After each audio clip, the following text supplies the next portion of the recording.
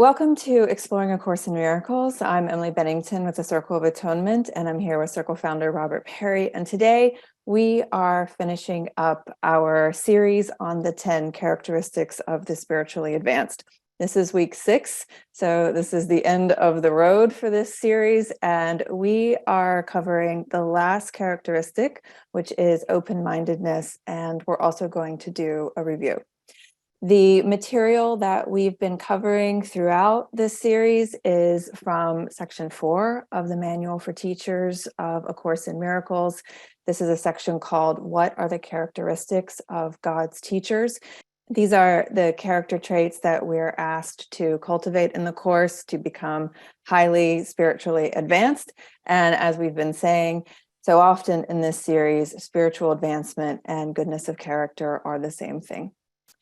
So let's get started with open-mindedness, Robert. It's interesting that the very first line of this section of the manual calls open-mindedness the last of the attributes that the teacher of God acquires, and that's interesting. I mean, of course, it falls last, but we don't tend to think of open-mindedness as like the height of spiritual advancement, like the last thing that we would get. So what do you make of that sentence? There's a lot to say about that. But I think it does reflect the fact that we're not very good at open-mindedness.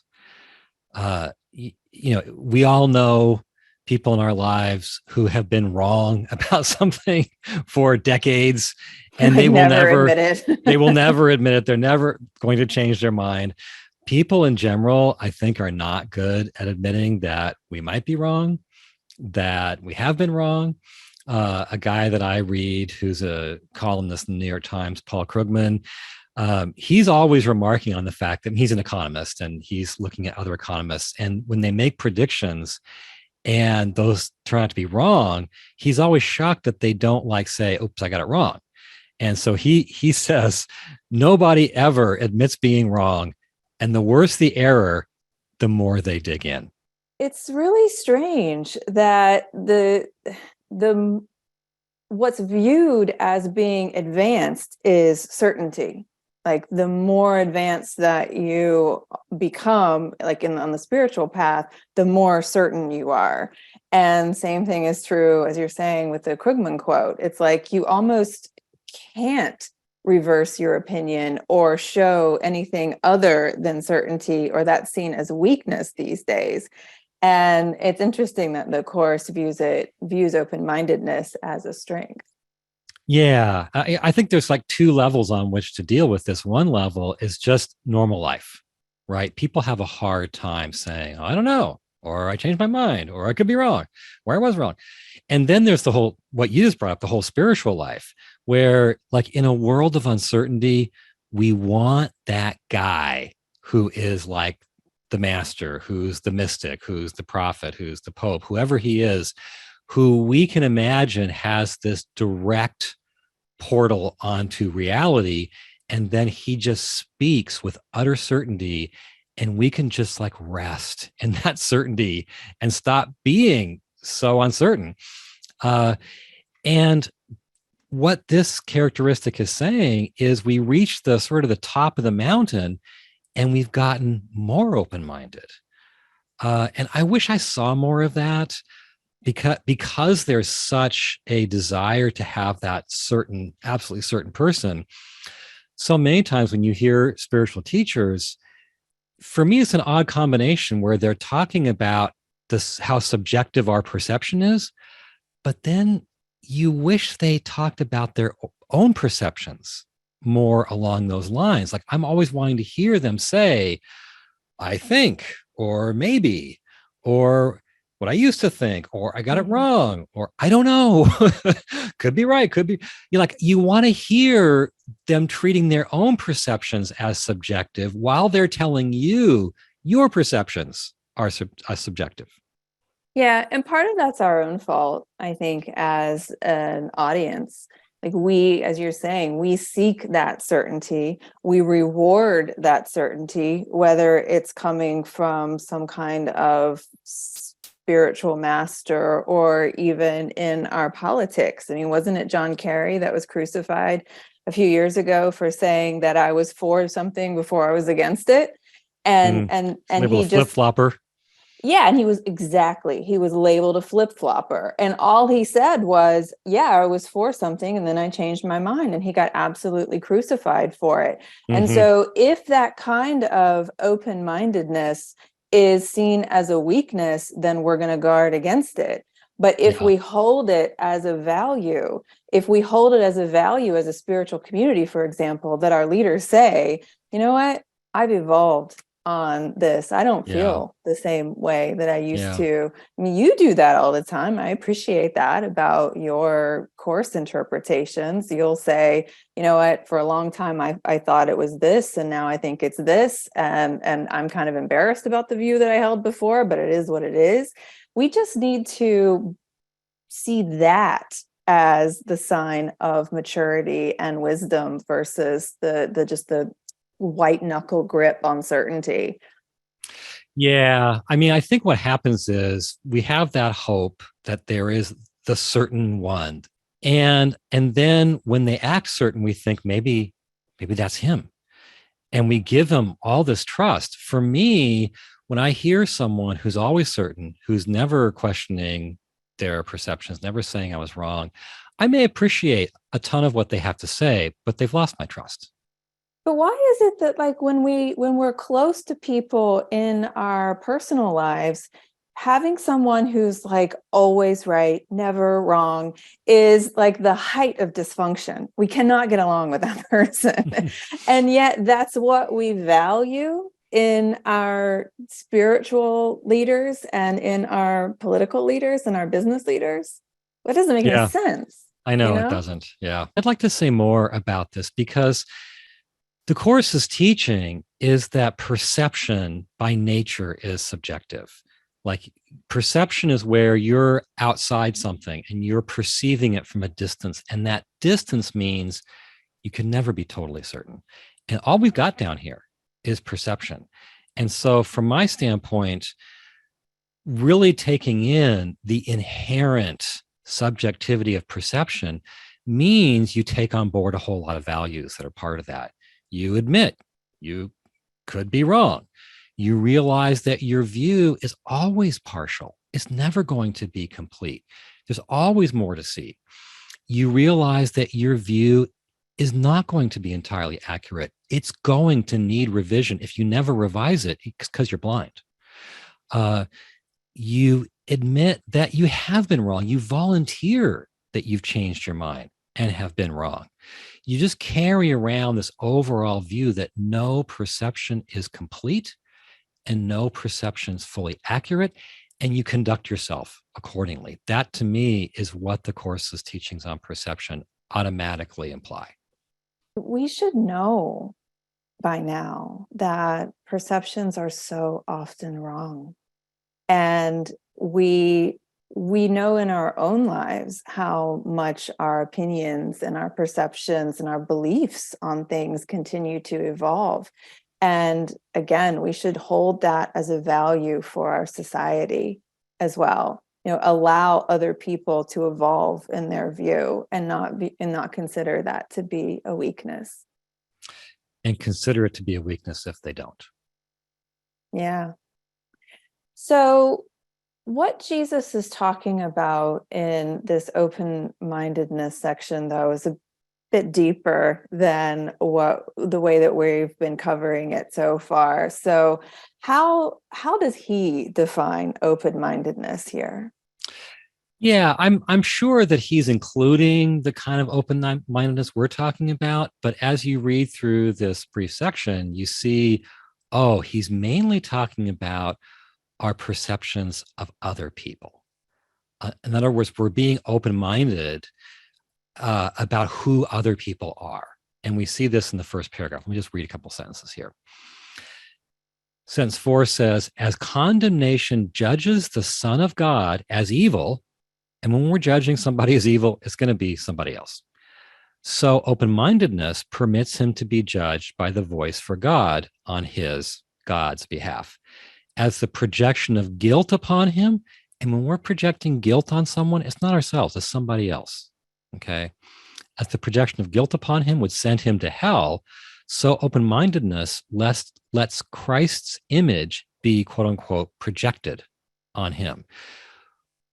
There's a lot of, it's kind of a mouthful there, but it's clear that he's talking about being open minded rather than judgmental about other people. And we've been talking about our views on spirituality and political views and whatnot, and these things are so deeply entrenched in us. And if we're not willing to shift our views on those kind of issues, it's going to be really hard to shift to where he's talking about in terms of how we should see other people and the open-mindedness that we should hold about who they really are. So if we're not good at this on the surface level things of what it is to be in this world, then it's going to be super hard for us to get to this level. Right. I mean, our perceptions of people, especially significant people in our lives, they're so entrenched, they're so deeply rooted. It seems to me it'd be way easier to say, you know what, maybe the vaccine really works, or you know what, maybe climate change don't is a say thing. vaccine. We Sorry, so much trouble for doing a Okay, podcast I on know. vaccine guidance. Anyway, you'd think it would be a Speaking lot of easier. closed-mindedness. You'd think it would be a lot easier to change your mind about those issues, right? Political issues, scientific issues, whatever. Like, if we can't do it there, how are we going to change our mind about who our spouse is, or who our mother is, or who our sister or best friend? To me, those are like the big game issues. But it's the very thing that he's asking us to do throughout the course. I mean, it's interesting. We've said this with all of the traits, that it's not just that these are traits that appear in this one section of the manual. These are things that he's asking us to do throughout the whole course. And we were talking earlier about how there's this, with open-mindedness, he's constantly asking us to view other people through a different lens. And so, of course, that would be what he's saying here now. And to open our minds to who they are. Right. I mean, the whole course is built around seeing your brother differently. Yeah. And in order to do that, you have to change the fixed perception that you have of him or her. Yeah. And that requires a certain level of open-mindedness. Right. If your mind is fixed, it's closed. Yeah. So this is a short section of, and there's only 3 paragraphs under open-mindedness, but he packs so much into those paragraphs. So what else does he say in this, in addition to seeing each other differently? Yeah, well, what's interesting is as you go through the material here, he's got this contrast. On the one hand, open-mindedness is freedom from your judgments, right? We judge people, we condemn people, we project our stuff onto people. No one told me.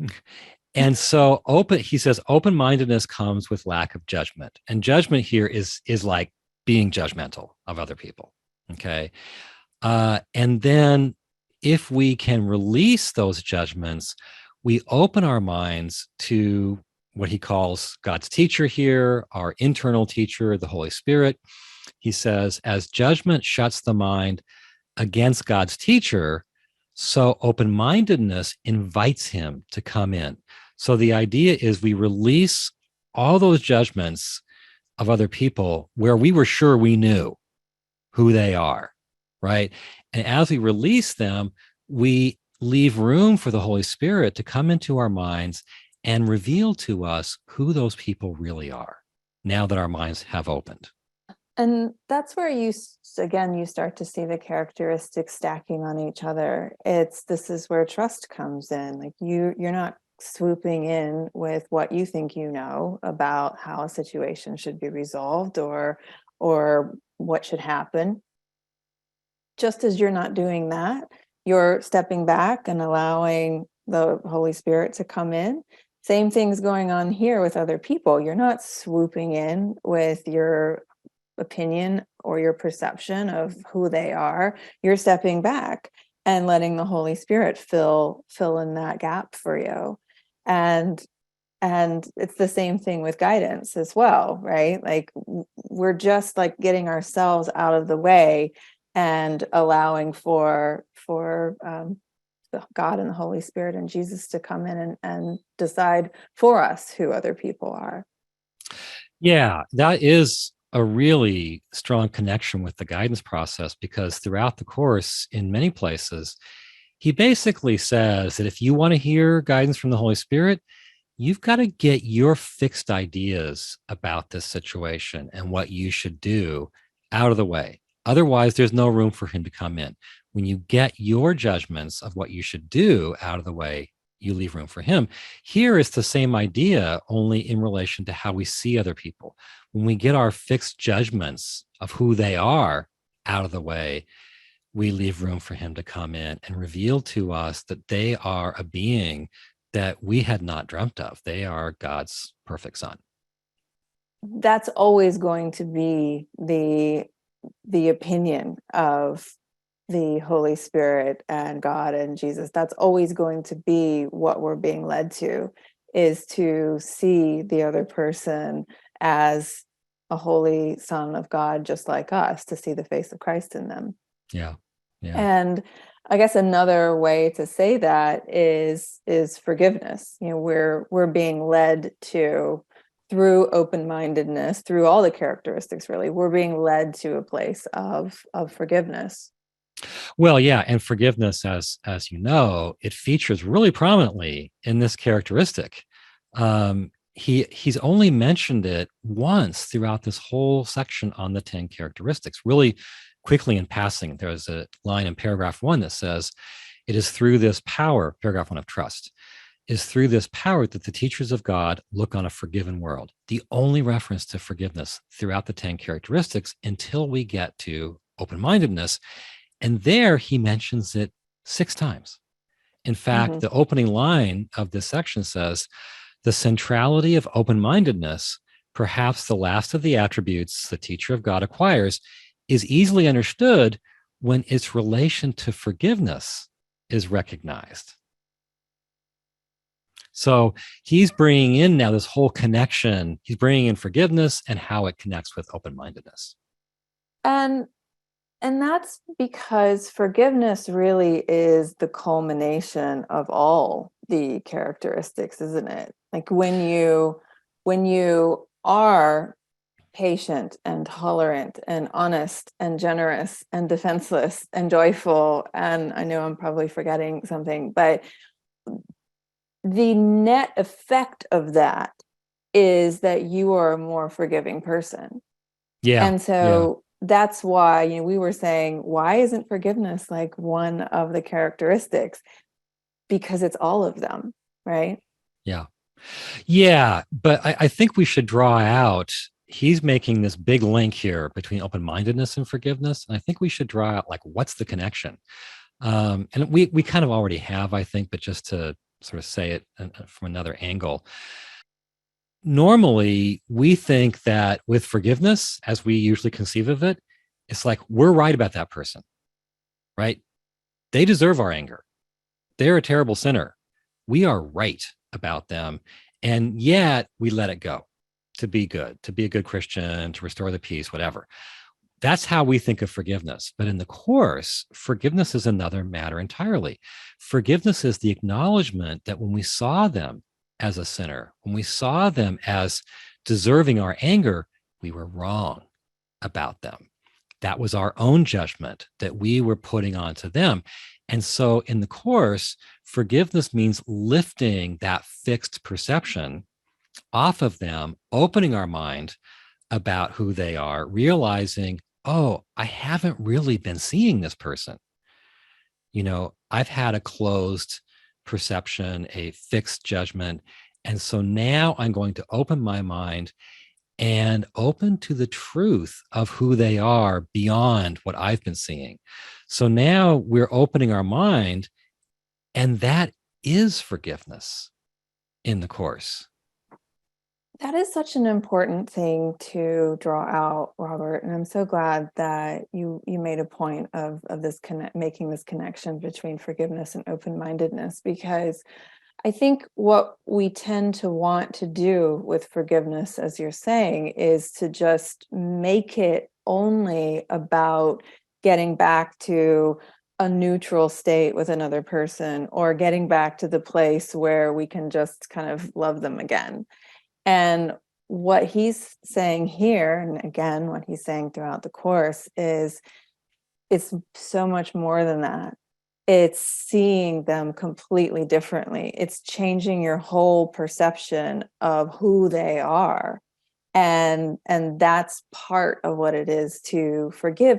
And that's why it's like a heightened, it's a more advanced state of being. And that's why I think it features so prominently in these character traits of the spiritually advanced. Yeah. Yeah. I mean, it's about realizing we haven't been seeing them correctly. Yeah. And that's an open-mindedness issue. So I was mentioning before that we were saying, could forgiveness be the 11th characteristic? And I know that you had some things that you wanted to say on that idea. So do you want to say more about that as well? Yeah, I don't know if we've said that so far. We've been saying that in our conversations before the podcast. I'm not sure we said it in this conversation. Anyway, I it doesn't think I matter. said it earlier. I said that Okay. we had touched on the idea that it could be one of the characteristics, but then I said that it was actually the culmination of all Yeah. of the Yeah. characteristics. Yeah. Yeah. So here, forgiveness is the Course's central teaching. Virtually every long-term student knows that. And yet we've got 10 characteristics and it doesn't show up on the list. Like, what's going on there? And what Jesus is saying is that what he's saying is that we acquire open-mindedness perhaps at the end. It's the last one. And through acquiring open-mindedness, we achieve the goal of forgiveness. And I want to read a couple of sentences from the open-mindedness discussion. So he's talking about how we've released all of our judgments of the world. The Holy Spirit has revealed to us who everybody really is. And now all we see when we look out at the world and look out at other people is the face of Christ. We see innocence, we see holiness, we see divinity. And then comes these three important lines. He says, now is the goal achieved, the goal of the whole journey. Forgiveness is the final goal of the curriculum. And a couple sentences later, forgiveness is its single aim at which all learning ultimately converges. So what he's really saying is that through all of our learning, these characteristics are born in us, the 10 characteristics. And through all of those characteristics unfolding in us, we finally, especially through the last characteristic, number 10, we finally achieve the goal of the curriculum, which is forgiveness. So forgiveness, you could say, is the 11th characteristic. You could also say it's like the one characteristic. Everything is converging on you learning this one thing. Okay. And that, to me, it just puts everything in its proper place, if you know what I mean. And you mentioned that most serious course students know that forgiveness is its central teaching. And yet, I think if you were to line up 10 course students and say, what's the central teaching of the course, forgiveness would be there, but it might not be like a unified answer from everyone. And yet, it's in this section, and there are a couple of places throughout the course, but it's really in this section where it becomes so clear. I mean, he's saying that forgiveness is the goal. Forgiveness is when you learn all of what it is to hold these traits of the spiritually advanced, then what are you? You are more forgiving. You have achieved the goal of the curriculum. Yeah. And so it's hard in our human brains to keep a whole series of 10 characteristics in our head. But at the same time, I think it's easy for us to say, how do we know that we're advancing spiritually? How do we know when we're growing? We're growing when we're seeing other people through the lens of forgiveness. So it's not just that we're forgiving them and like trying to make peace or live in be harmonious. That's part of it, but we're seeing them differently, and we're forgiving them because of the new way that we're seeing them, and that's what the course is leading us towards. Yeah. And I think I want to say some more about this because since I began reading spiritual teachings, back in my teens, what I noticed was that so many of the paths where you're really trying to scale the heights, right? Where you're giving yourself completely, often to a life of meditation, for instance, you're trying to allow mystical experiences to unfold in you. There, you see this theme again and again, which is before you do that, you need to kind of get your house in order on the human level. You need to learn some basic virtues like forgiveness, okay, like being honest, like being an upstanding citizen. So you get those sort of lower level things out of the way, and now you're ready for the mystical heights. You're ready for the real journey up And to the the top of course the mountain. reverses it. Yeah. There's a kind of reversal there because if you're Mm-hmm. looking at like a mountain or a pyramid, the course is placing forgiveness not at the base. The course is making forgiveness the apex. It's what you get to right before you jump off into space and you just disappear in God. And that's so different. It's easy to think forgiveness is just kind of like this great human virtue that prepares you for the real stuff.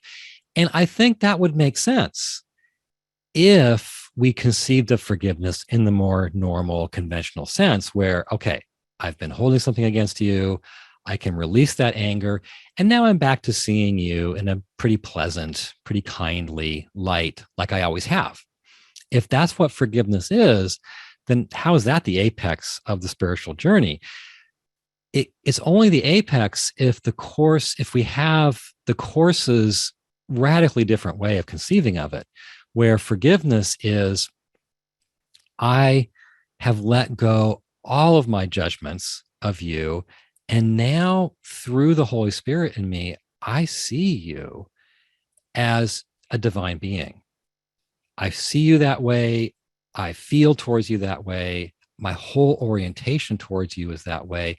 And that is true with every single person I encounter. I encounter only the face of Christ wherever I look. That is a completely spiritually transformed state of mind. There's a great line in lesson 151 in the workbook where he talks about someone who is unheeding of the body's witnesses before the rapture of Christ's holy face. So imagine you don't care what your senses tell you, what your eyes tell you about someone. You're unheeding of all that. And you're just caught up in rapture as you gaze at the face of Christ in this person and this person and this person. That is a totally transformed state of mind. That makes sense to be the apex of the pyramid or of the mountain. That makes sense as the final goal of the curriculum. Your quote reminds me of the part where it talks about Jesus. What made him different was that he saw the face of Christ and his brothers and thus remembered God. And it's interesting that we, as you're saying, we try and have the spiritual states to remember God. And so we think that forgiveness is just something at the lower level, we just have to, it's a human virtue, and therefore it's something worth developing, but it's not the high mountaintop. And when you think of a quote like Jesus saw the face of Christ and his brothers and thus remembered God, it's like it's through seeing other people a certain way. That's how you remember God in the course. Mm-hmm. And of course, that would come through traits. It's the traits of that we've been talking about through this whole series that allow you to see the face of Christ in your brother. That's how you get to God in the Course. Yeah. And so Yeah. that's why we've been saying throughout that it's the states, it's the traits, it's the character traits that lead to the states, that the spiritual heightened states that we're all seeking on this path. And so I personally, I think that is just one of the most genius, beautiful aspects of the Course, that you remember God by seeing him in everyone else. And thus your spiritual relation, thus your spirituality becomes horizontal, not just vertical. Yeah. We're all part of it. And ultimately the final realization of the vertical comes through the horizontal. Yeah. So is there anything else that you want to say on open-mindedness before we get into the review of the whole 6 No, weeks? I guess I do want to say a little bit, and that is I love that quality. I love it because we so need it. We desperately need it. And my own personal journey has been one of trying to get my mind, a little bit more open all the time, more flexible, more willing to say, oh, wait, I wasn't seeing that right, or I got that wrong, or I don't know. And that kind of flexibility, I feel, is so important to just being, a decent human being, as well as it's so important to the kind of learning the Course wants us to do, to forgiveness. Yeah, I think everyone has their trait that they gravitate towards, that they really want, that they either so admire or they really want to cultivate in themselves, or oftentimes it's both. Mine is gentleness, and you were saying earlier how much this one means to you. So I'm glad that you got to say a little bit more about that. Mm. As we've been doing this series, I got a question from a listener who said something along the lines of, why do we even need to cultivate character traits when we already have all the gifts of God? And so I wanted to talk to you about that briefly before we transition into the review, because I think the final paragraph of this open-mindedness section covers her question. So I'd like to read it and then we can talk about it. Mm-hmm, mm-hmm. So the final paragraph says, you may have noticed that the list of attributes of God's teachers does not include those things which are the Son of God's inheritance. Terms like love, sinlessness, perfection, knowledge, and eternal truth do not appear in this context. They would be most inappropriate here. What God has given is so far beyond our curriculum that learning but disappears in its presence. While its presence is obscured, the focus properly belongs on the curriculum. So that is Great answer. Right? Isn't it? Mm-hmm. So that is the final paragraph of all of the 10 traits. And I think it says so much about who we really are, and also why focusing on these traits is important. So what would you say to the woman who wrote in to me an answer to that question in light of this paragraph? Yeah, it's a perfect answer because what it says is what God has given us, things like sinlessness, perfection, knowledge, eternal truth, they are just part of our very being.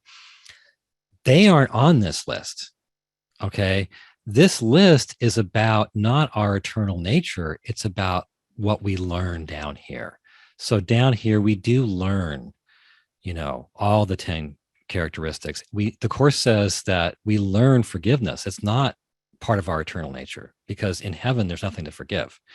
So we learn these traits. And once we learn them, learning disappears in the presence of, how does it go? What God has given us so far beyond our curriculum that learning but disappears in its presence. Once we're done with the learning, our learning vanishes and we then rediscover or reawaken to those eternal traits that the Course says would be inappropriate on a list like this. Isn't that just so beautiful? It I is. love the idea that there's two things going on. One, in your core identity, your true identity as God created you, you are love, sinless, perfection, knowledge, eternal truth. The workbook even says heaven looks to you to give it light. Mm-hmm. It's an amazing idea. So these things are just part of who you are as God created you, and they will not change.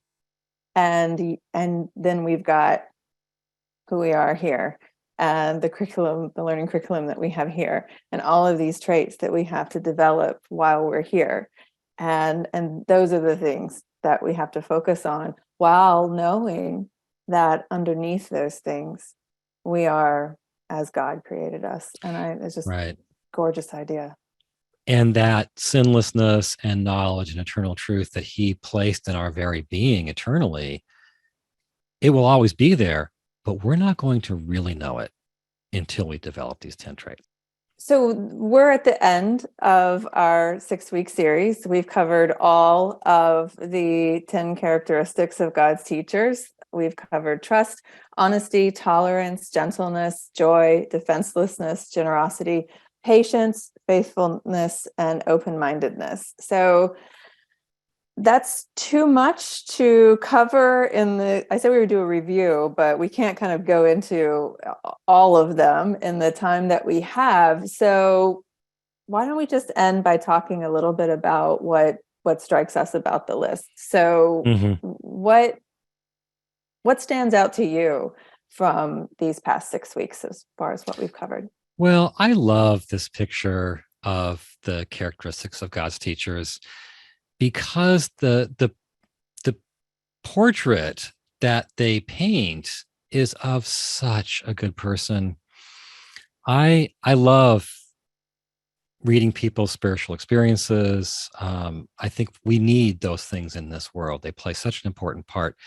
But I think what everyone loves most of all is seeing a person who, in their lives, in their words, in their thoughts, and their deeds, is truly good, truly a reflection of a higher goodness. And that's what these traits, that's what they come together to produce, that picture. Also, as you read each characteristic, the person being described has each one to an extreme degree. And I love the extremity of it all. Right. Like, you're not just honest, you are radically honest. Right. Right. Yeah. Yeah. Yeah. I think for me, one of the things that stands out, and one of the reasons why we wanted to do this series in the first place, is because as a society, and I don't just mean in the States, I mean globally, it feels like we've lost an emphasis on virtues. We've lost that emphasis on just being good people. It's going back to the beginning of our conversation. It feels like the focus now is on being certain, on being right, don't back down, claim your power. And for whatever reason, that's what we celebrate now.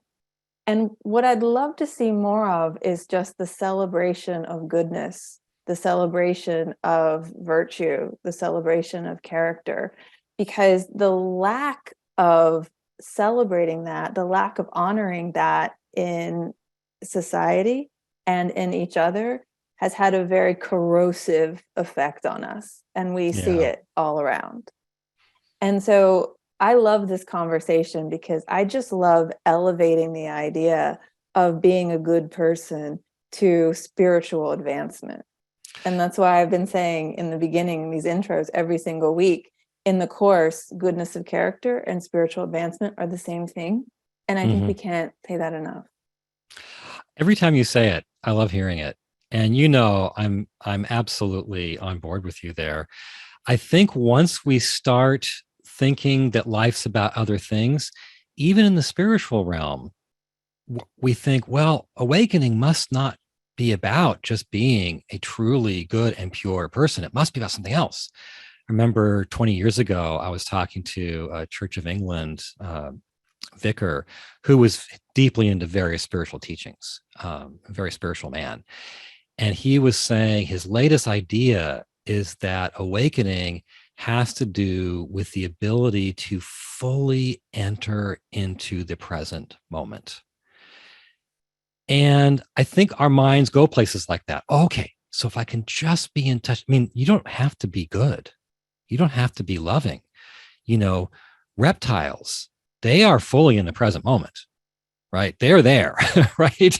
They are Screaming infants are in the present moment. They're in the present moment. There's nothing necessarily loving or pure or holy about that. And I think our minds, they go there for that reason. They think there must be something that's more, that's different than that traditional stuff, all those traditional virtues. It must be like if I can just be in touch in this moment. And I think that as at least partly valuable as those ideas are, I think they are part of this river that's going away from a value on just being, someone who has these characteristics. They're truly trusting and gentle and generous, et cetera, et cetera. We will always need that, but I think right now we're somewhat out of touch with that. I can hear the keyboard going right now from someone writing in to say, it's from the present, it's from getting into a place of presence that we learn to take loving action. And so we only are in the present so that we can be in the headspace to take loving action. And I think that's true.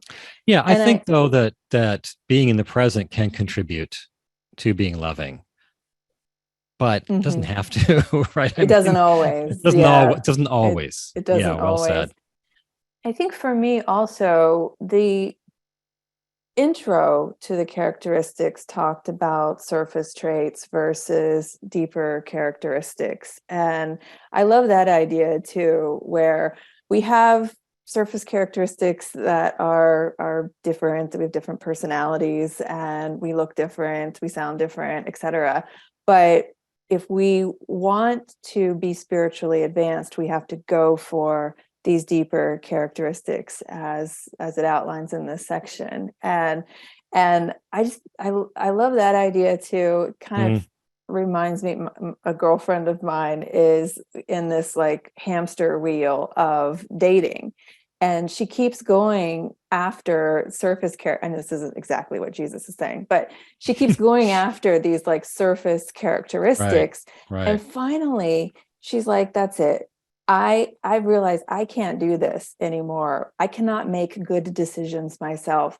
I'm going to hire a matchmaker who's going to find someone with virtues and like do this work for me so that I can connect with a partner on a deeper level. And part of me is just like, yes, there are people out there who do this work.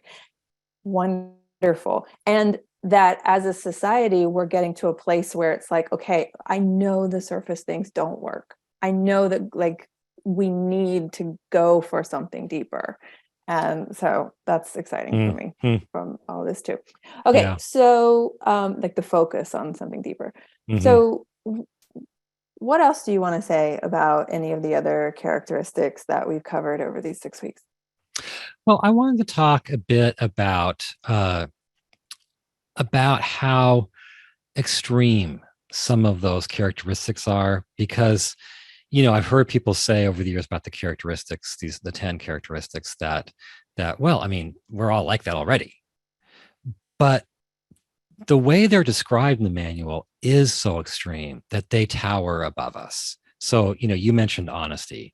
He's not talking about just saying things that are true. He's talking about everything you say and everything you do and everything you think, all of it being consistent with each other. Every little piece is consistent with every other little piece and with the whole, so that nothing contradicts anything else. That is extremely extreme honesty. We've called that ultra integrity. Same with tolerance. He says, if you're truly tolerant, all things are equally acceptable to you. Can you imagine that? All things being equally acceptable? You get your pizza and it's got like bugs in it. That's just as fine as getting a pizza with no bugs. And he says, when you're truly tolerant, all men are your brothers. All men, all people. So that's extreme tolerance. And you see that again and again. Another one that comes to my mind is generosity. What he said, and I'm not sure we mentioned this in our podcast about generosity, but he says that the teacher of God doesn't even want anything he can't give away because he wouldn't understand what he would want it for if he couldn't give it away.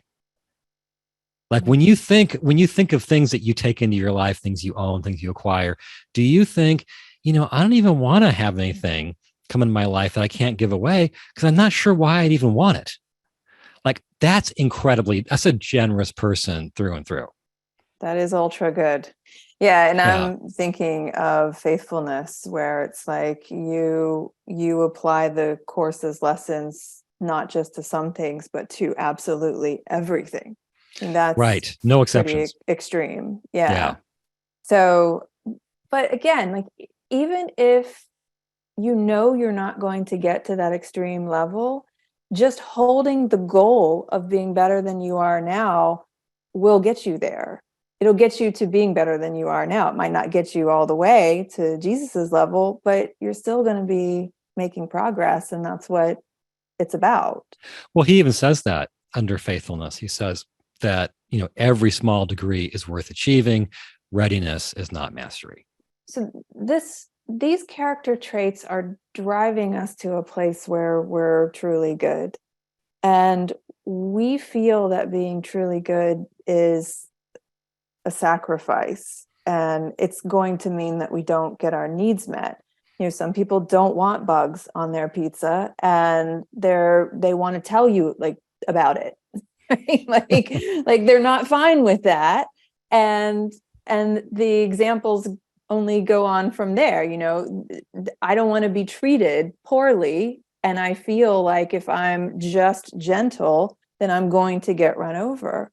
And so what would you say to someone who's like, I want to be good, but Jesus, Robert and Emily, this is too good? Yeah, I think for me, that gets us into the contrast between this person who has the 10 characteristics and the more normal, typical person.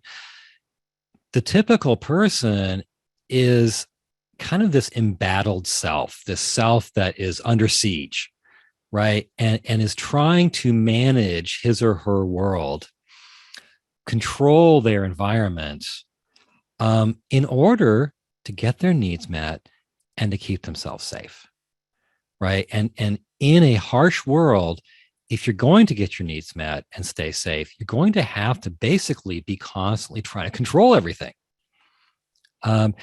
You can't really afford to be good, because while you're just being good, you're not controlling everything, right? You're just leaving yourself wide open. And it seems like, therefore, we can't afford to be good. It's this too much sacrifice. It'll cost us too much. And I think one thing we can say about that is, at least if we look at the section with its 10 characteristics, we find that the person is not our image that we may have from, maybe we had a Catholic upbringing and we knew about the saints. We often have this image of the person who's so good that they're so inspiring to observe, but they pay this terrible price for it. They've sacrificed so much. In the section, that's not the person being described. In the section, the person who has these qualities is gaining everything. They're not losing. They're not sacrificing. So while they go around and trust, it's not that while they trust, they're being left open to being taken advantage of. While in their trust, they're tranquil under any conditions. In their gentleness, it's not that they're just so, weak and gentle that they can't get anything done. Their gentleness gives them the strength they need to accomplish the purpose that they're here for. Their defenselessness is not just leaving them open to getting creamed. it gives them a sense of safety. They feel safe because they're defenseless, and it goes on like that through all the different characteristics to the point where rather than sacrificing and feeling like they've lost so much, they are in joy all the time. In fact, joy is a character trait of theirs, which means it must be a constant thing, not a fleeting state. So the whole picture is that rather than losing, they're gaining. And I think that's very important because I think we all have this calculus that says, I want to be good, but I can't afford it. Mm-hmm. I love that little cycle that you just touched on, but that we went through in more detail in this series, where it's if you don't trust, then you have to control. And Mm-hmm. if you Mm-hmm. control, you can't be good.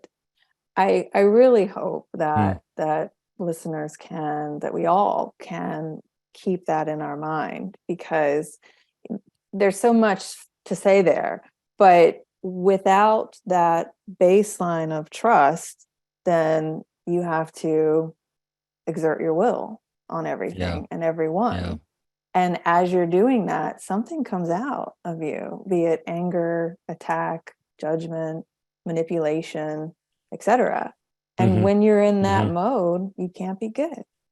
And Yeah. so I love that the message here is just trust and and step back, pull the ripcord on that need to control, and then you can be good. And in the Yeah. process of being good, you can, it's like a cycle. You can trust that it's going to work out. And you see evidence of this in our lives. If we just trust, things do tend to work out. That was, I've been through the 10 characteristics so many times, but that was maybe the biggest insight I had on this pass through. It was, yeah, I knew he said trust is the basis for all the other characteristics. I knew he mentioned trust in all but two of the other characteristics and the discussion of them, but I didn't quite understand why.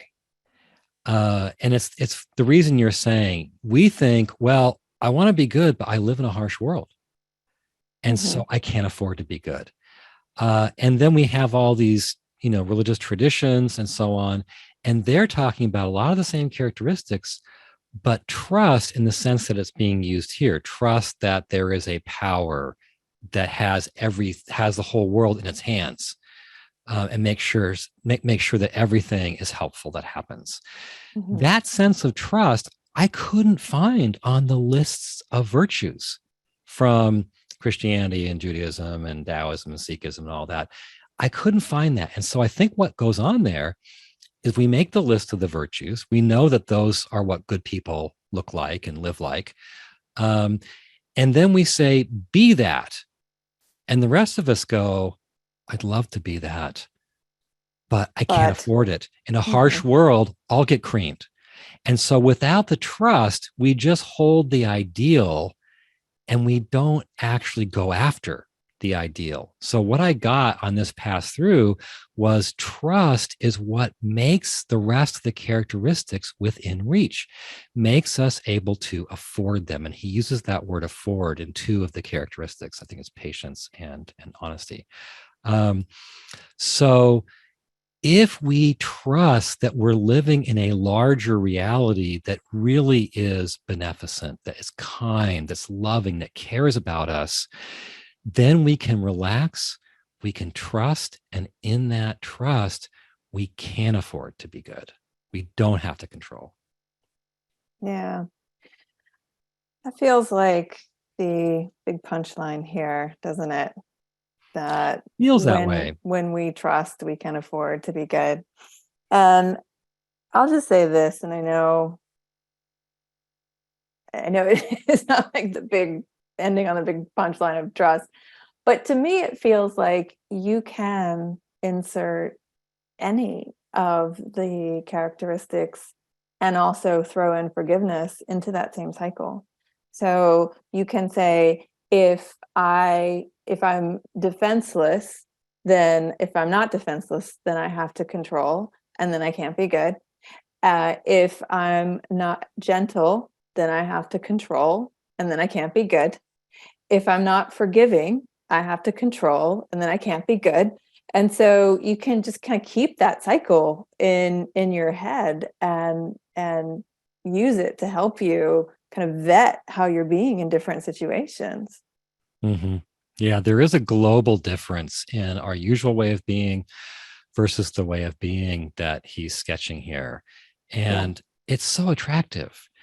We can move there more and more, but I think we have to do the work of learning trust. And that's why trust has that lengthy first section where he talks about all those periods we go through in learning it. Only when we go through those periods and really learn it can the rest of these characteristics really flower. So I said before that I read the third paragraph of Open-Mindedness, and that was the big wrap up for the characteristics of God's teachers, but I only read half of the third paragraph. And so I'd like to read the second half of it now. This is the true ending sentences of the whole thing. And it goes like this. It is the function of God's teachers to bring true learning to the world. Properly speaking, it is the unlearning that they bring, for that is true learning in the world. It is given to the teachers of God to bring the glad tidings of complete forgiveness to the world. Blessed indeed are they, for they are the bringers of salvation. And there we have forgiveness as like the culmination of all of this. So the function of the teachers of God is to bring true learning into the world. And which you can also kind of say the function of the spiritually advanced is to bring true learning into the world. And what are you bringing when you bring true learning into the world? You're bringing forgiveness. And you're bringing the unlearning of your old fixed perceptions and judgments, which is open-mindedness. Yeah. And that's how we bring salvation here. And what a beautiful, stunning, glorious concept. Yeah. And I know I've said it before, but I love the idea that if you were sitting at a table with Jesus and saying, Jesus, who is it that you want me to be? He tells us in this section, and we should really be about the business of becoming these people. Yeah. It's not an overnight thing, but it's the only thing that matters. Yeah. Robert, thank you. These 6 weeks have gone by so fast, They have. and at the same time, they've been so rich. And I just can't thank you enough. I know I speak for a lot of people who are listening for all the work that you do to pull these podcasts together, and I've really enjoyed them. And I'll speak to all the listeners too. I hope that you have enjoyed this series as much as we have, Robert and I, and we hope that we'll see you again for another Exploring A Course in Miracles podcast soon. Bye for now.